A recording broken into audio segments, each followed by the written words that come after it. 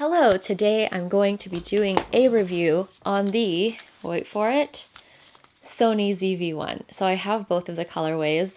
If you've been following my vlogs throughout Vlogmas, you'll know I had a little bit of a drama with this white one, which is the one I picked up first. But overall, I do like the cameras, and if you want to learn more, then stay tuned. Okay, let's do an unboxing of the Sony ZV-1. This is the black version.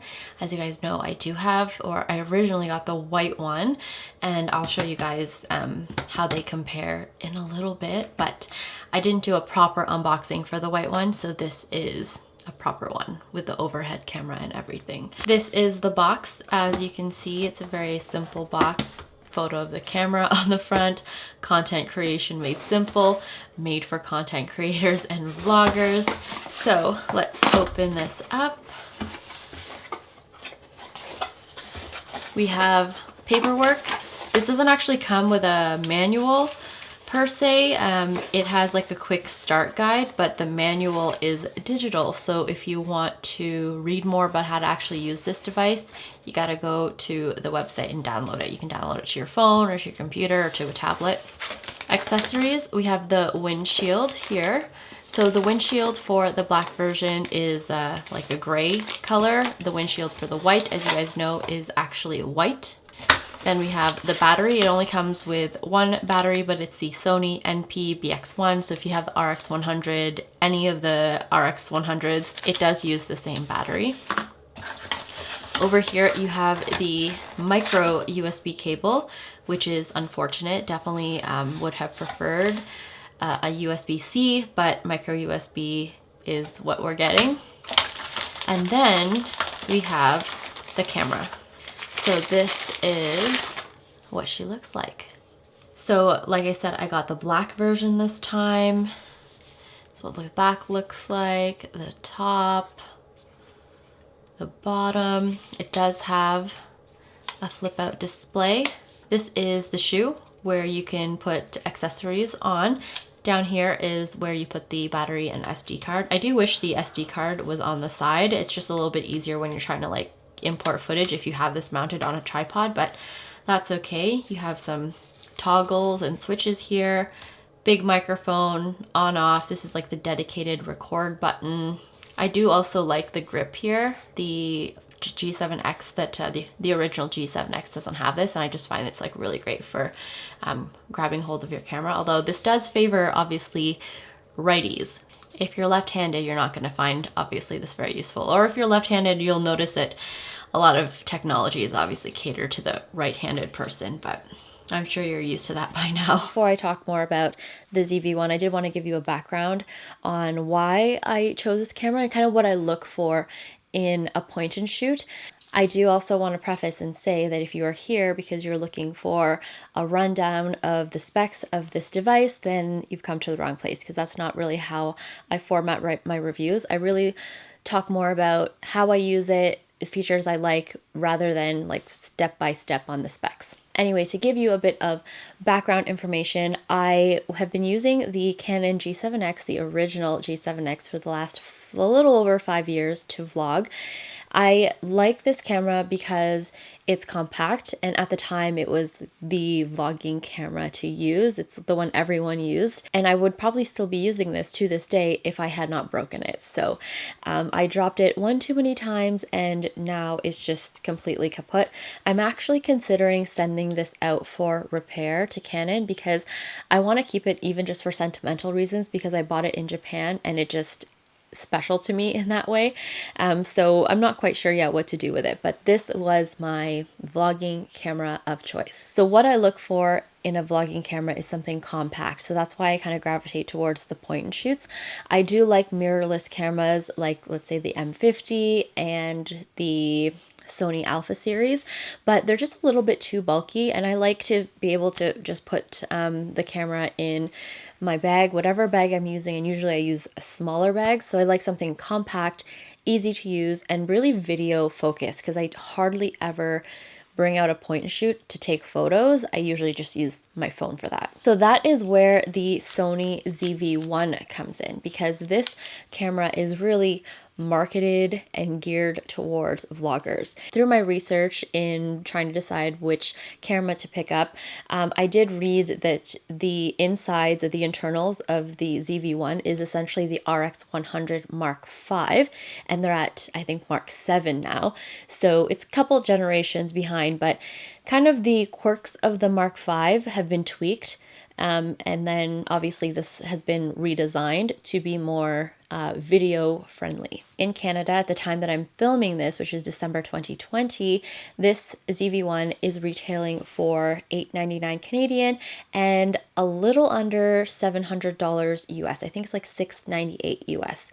It's definitely not the most inexpensive point and shoot that you can get. And actually, the G7X Mark III is selling for $799 Canadian. So it's right now $100 cheaper than this. And you can still even pick up the G7X Mark II for even less money. So $699 on Amazon. I was really debating whether or not to switch from the G7X to a Sony, and I was hemming and hawing about it, but ultimately I decided to switch for the following reasons. One thing I really like about this camera, it's kind of what drew me to it in the first place, is that it's very video focused. And like I said, that is really the only reason I use a point and shoot, is to create video content through vlogs, or, you know, just even taking videos, quick videos of Chloe. This is the whole reason I even still own a point and shoot. So I like how the record button is up front and center on the top of the device. This camera also has really great autofocus. That was one thing that I was noticing was starting to degrade a little bit in the Canon G7X. I always found myself tapping to focus on my face, because often when I use it for vlogs, I'm showing landscape, I'm showing, you know, products, I'm showing scenery, and then I'll point to myself, and it would just take a little bit extra time to kind of figure out that I was a person and focus at the correct spot. I don't find that there is that delay with the Sony ZV-1, which I love.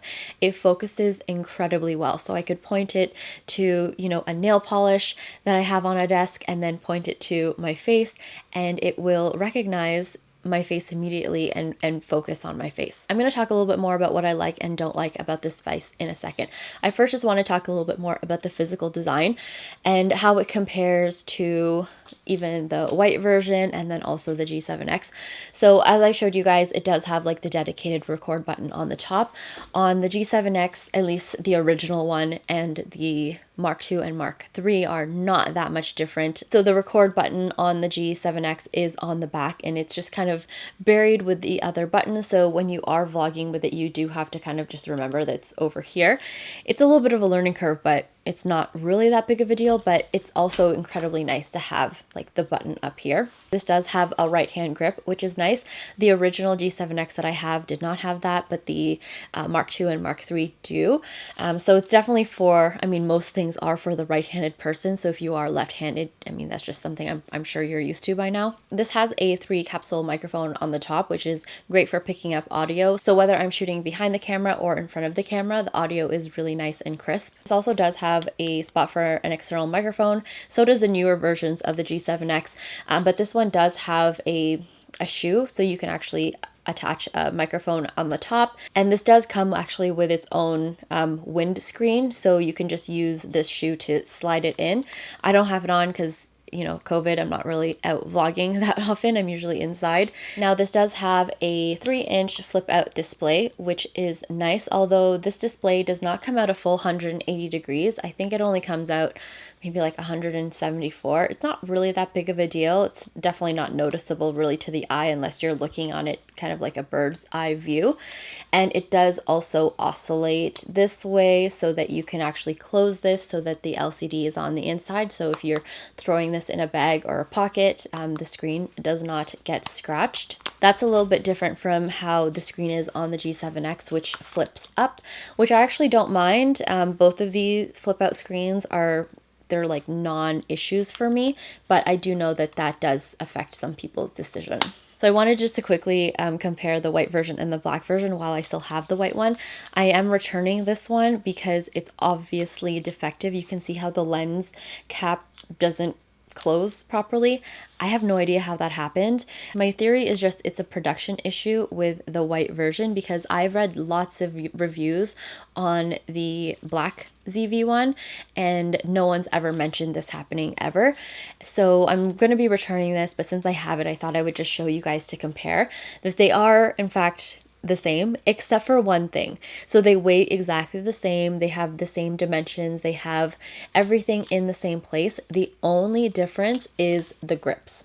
So the grip on the white version is definitely not as tactile as the grip on the black version, which is a little bit odd. If you get up closer to the white version, you'll see it looks a little bit perforated, but it actually feels quite smooth and there's not that much texture to it. As opposed to the black version, it has a little bit of a rubberized coating on those grips that actually make it a little bit easier to hang on to and not as slippery. I also want to note that the white and the black also come in the exact same box, so it showcases the black version on the box.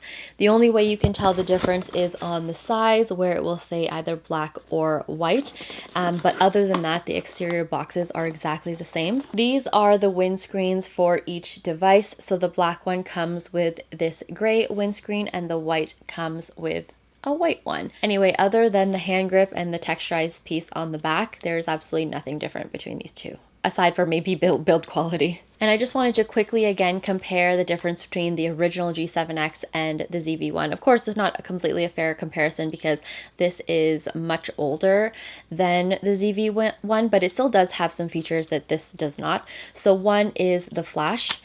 So unlike the ZV-1 or even the RX100 series, there's no flash, built-in flash on the ZV-1 because, like I said, it's definitely more video focused. However, you can buy a flash attachment and then you can mount it to the shoe here. So if you wanted to take flash photography, you could, but you just can't do it straight out of the box. One thing I do miss from the G7X that the ZV-1 does not have is the control ring on the front where the lens is. I just found it incredibly useful. You can set it to do different things on the G7X, and you know, sometimes I'll use it for zoom or I'll use it for aperture, and it was just really nice to have this really handy control ring. There is no similar control ring on the ZV-1, so that's something that I do miss. Image stabilization is definitely better on the Canon. You don't have to turn on any settings, it just works straight out of the box. And I also really like how the Canon does have a full touch panel LCD. The Sony ZV-1 does have a touch panel LCD,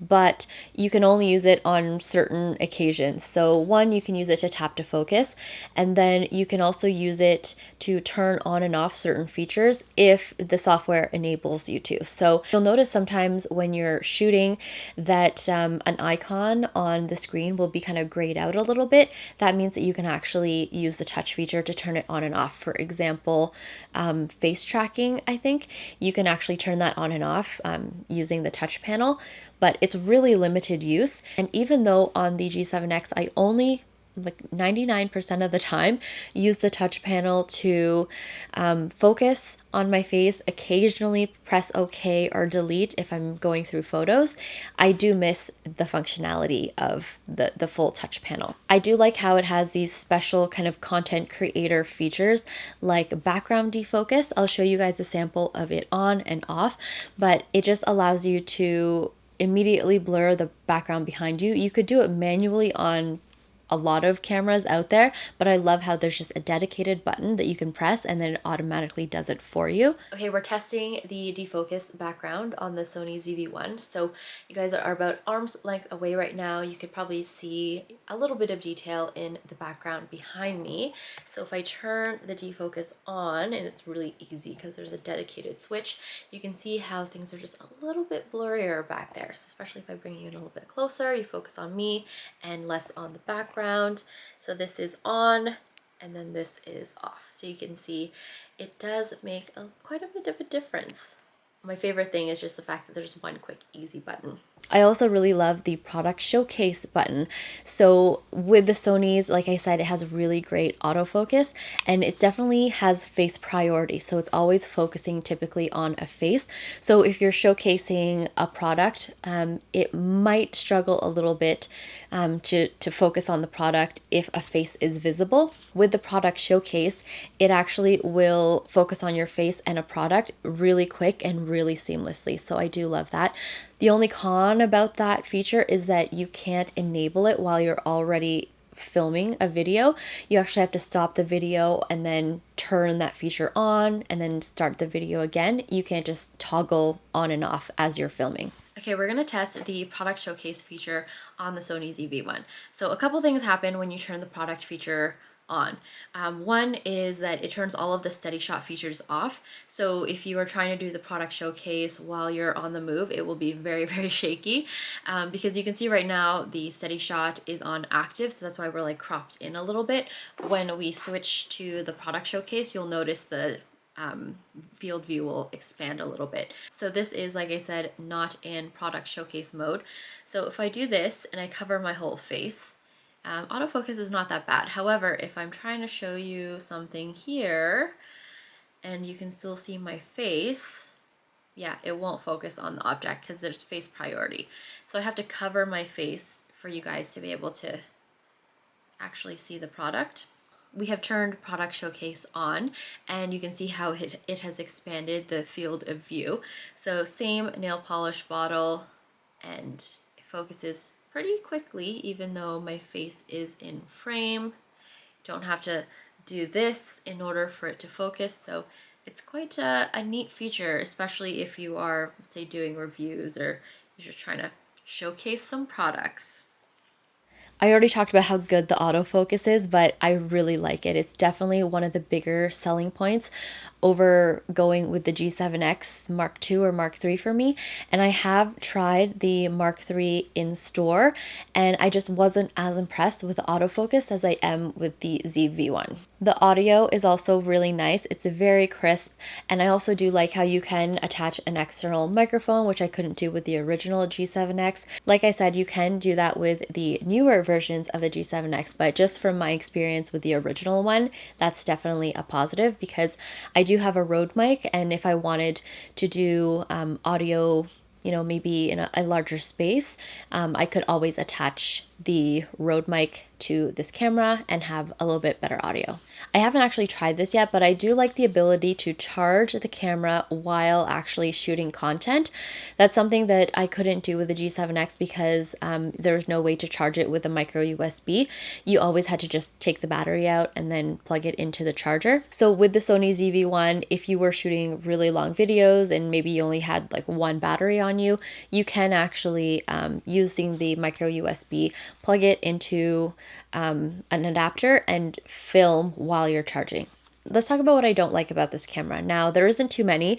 A lot of the things that I initially thought I didn't like about the camera were just learning curves for me. So one thing I did find a little bit annoying is I am usually in the movie mode because I usually shoot videos. However, there is the occasion where I want to take a photo, and if I'm in the movie mode and I'm not recording, I actually can't take a photo. I have to like go out, get out of the movie mode, go into just like a regular auto photo mode, and then take the picture, and then I usually switch back to the movie mode. However, if you are in the middle of a video, you can take a photo within the video. So I just think it's a little bit weird. With the G7X, I could just take photos whenever, I could take videos whenever. You can technically do that with this, but I always usually am specifically in the movie mode. And when I'm in the movie mode on the G7X, I can still take photos if I wanted to. On this one, you can't. You're either taking photos or taking video. Like I said, one of the cons is the touchscreen. I do wish the ZV-1 had a full touch panel. Even just when I'm going through photos and I'm deleting photos, sometimes I just want to be able to hit delete and then hit enter using the touch panel, but you can't.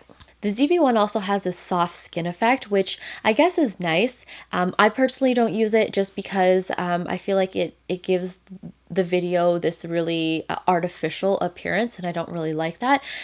So you can turn it off, which is good. At first I was thinking that it was just this permanent filter, but it's not. So you can turn it off. But yeah, I'm just not a huge fan of that. Although I can see its benefits on some occasions, but I just prefer to have it off. Image stabilization is one of the cons on the ZV-1, because especially, like I said, I like to use this for vlogs. So if I'm holding the camera out, it can look a little bit shaky in standard mode, which is usually what I have it on. If you turn steady shot onto active mode, it reduces the shaking enormously. However, it crops in a little bit closer, so you either have to like hold your hand a little bit further away, or what I usually do is I have my camera on a tripod, like this little mini Manfrotto one, just to give me like that extra little bit of I guess face space. Okay, we are testing the image stabilization on the Sony ZV-1 right now. This is with the steady shot on standard, which is kind of the mid-range. So you can either have it off, standard, or active, and this is standard. Handheld, kind of like arm length away. Okay, this is image stabilization check on the Sony ZV-1.